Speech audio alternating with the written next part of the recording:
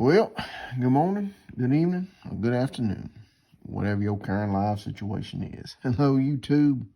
It's Jeffrey Kite back again with another episode of Kite's Curiosities. Got 3 more TTMs I want to share with you that have come in over the holiday.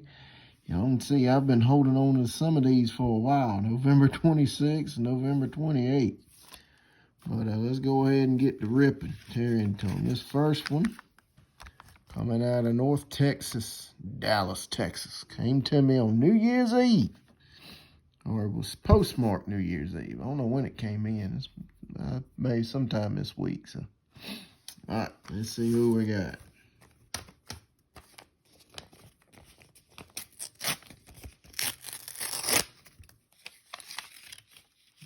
Nice. Woo-hoo. Good one here, folks. Mr. Daryl Johnston. He signed both of them. Beautiful. What's that? 95 Fleer Ultra. Gorgeous signature. 93 Fleer. Daryl Johnston. He was a great running back from Dallas Cowboy Super Bowl teams. He played in 3 of their Super Bowls. I should say all 3 of their Super Bowls in the 1990s.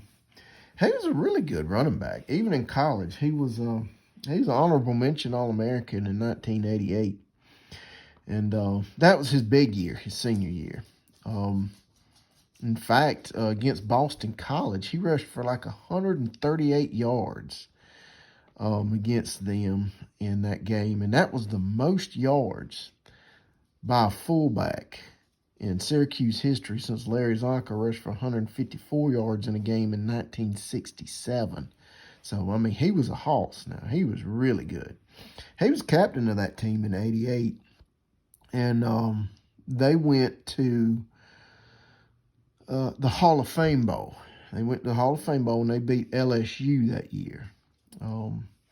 He went on to the pros, played with the Cowboys his whole career, I believe. And like I said, 3-time Super Bowl champion. Went to Pro Bowl in 93 and 94. Had about, 2,000 yards rushing, about 700 yards receiving. Scored about 20 touchdowns. I mean, he was just a consummate fullback. He would block. And for Emmitt Smith, and every once in a while, they'd throw him a bone. They'd let him tote the ball or throw him a pass. So he was really good. I enjoyed watching him. As Mr. Daryl Johnston, 2 of 2. Let's see who we got next here. Let's see. I'll put Daryl Johnston back. Let's see. This one coming out of Austin, Texas. Okay, this is a long envelope, so let's see. There's an index card in it. Hopefully we got our index card back.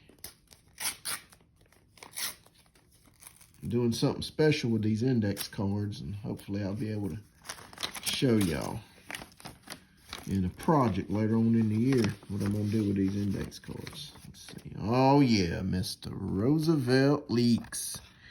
He did not sign the index card. Well, that's okay. That's all right, Mr. Roosevelt Leaks. Yes, 2 of 2 on the Colts and my Bills card. Very nice. Roosevelt Leaks now, he was an awesome running back. Most people think Earl Campbell was the first great Texas Longhorn running back, but not true. It was this man right here, Mr. Roosevelt Leaks. 1972 as a sophomore. Because back in those days, in the early 70s, freshmen weren't allowed to play like they are now. So he was on like, B team or JV or whatever, 71. 72, sophomore year when he was allowed to play, rushed for 1,099 yards that year. Scored 8 touchdowns, and they beat Alabama in the Cotton Bowl. I think Texas went like 10-1 that year, and when they beat Alabama, they finished the year 11-1, and third, fourth in the country, I believe. In that Cotton Bowl, they were down 13-3 at the half, and old Roosevelt and their quarterback at the time, Alan Lowry, they just ran the ball, and just shoved it right down Alabama's throat and came back and won that game 17-13. Next year, 1973, he had even better year. He rushed for over 1,400 yards, had 14 touchdowns, and at the time, that was the record at Texas. One game, he rushed for, I believe it was like 342 yards against SMU. I mean, he was phenomenal that year in 73. Crazy stats. He wound up finishing third in the Heisman Trophy balloting that year and was a consensus All-American. And they thought in 1974 he was going to run away with it. Well, he was practicing doing some drills and spring drills and was trying to make a play, this kind of athletic play, and he took a helmet to the knee from one of his teammates, and that put him out, and that just really, really crippled him up. He could have redshirted that year, but he chose to go ahead and play on.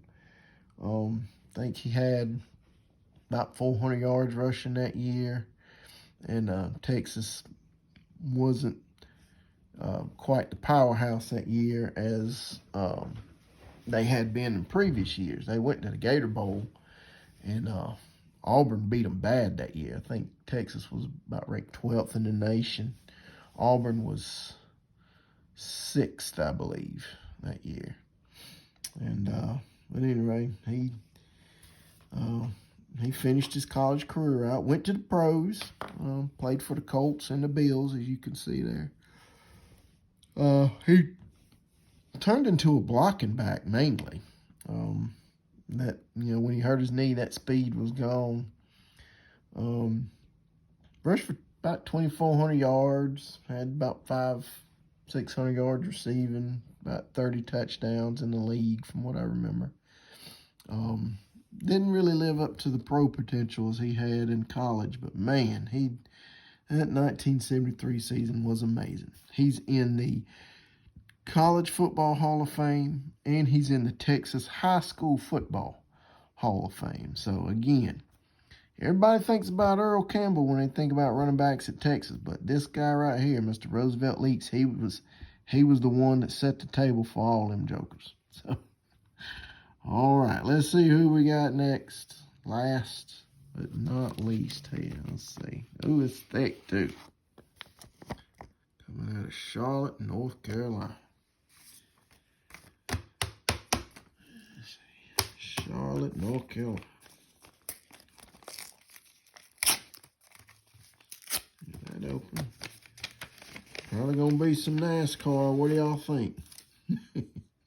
Yep, sure is. Mr. Ark Almirola. Beautiful prism card. Look at that card. That's just gorgeous. Is that from this year?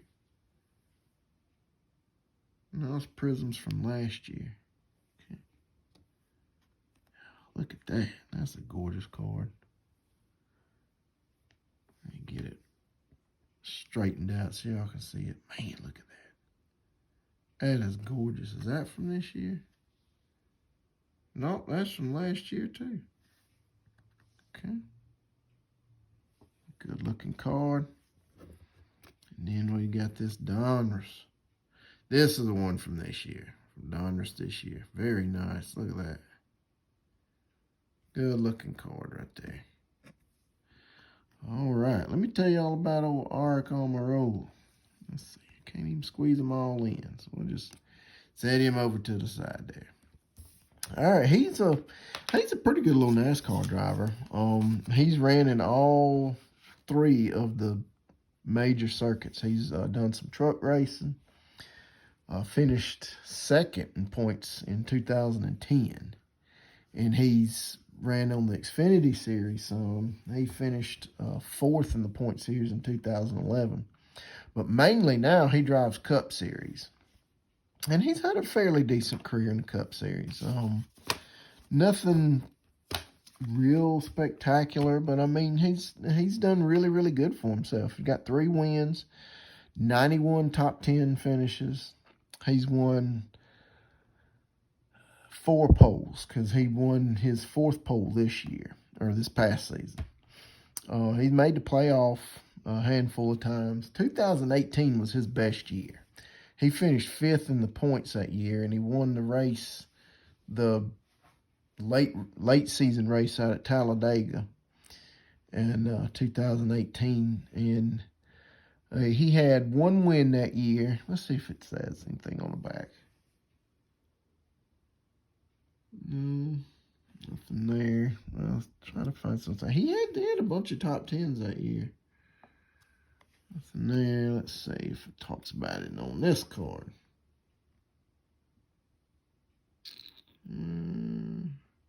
No, doesn't really. No real information. But he won. I know he won that one race, and he had a couple of top 5s, and then I know he had a bunch of top 10s that year. And so that earned him that 5th place finish in the points. They call him the Cuban Missile because of his Cuban heritage, and he drives really fast. He's a pretty smart guy, too. He's got a degree in mechanical engineering, and that, no doubt, has helped him, put together some pretty fast race cars. So didn't do too much last year to speak of. He had like a couple of top 5s. He was in the top 10 a handful of times, and he won that pole that I was telling you about a few minutes ago. So, all right. So that's it. That's it right there. Tell me what y'all think, man. We got some Eric Almirola, Daryl Johnston, Roosevelt Leaks. Some pretty well-known, or what I think is pretty well-known, pretty good guys right there. Y'all get y'all some letters out to them. As always, like, comment, subscribe, do whatever you want to do. Till next time, y'all take care now. Have a good one.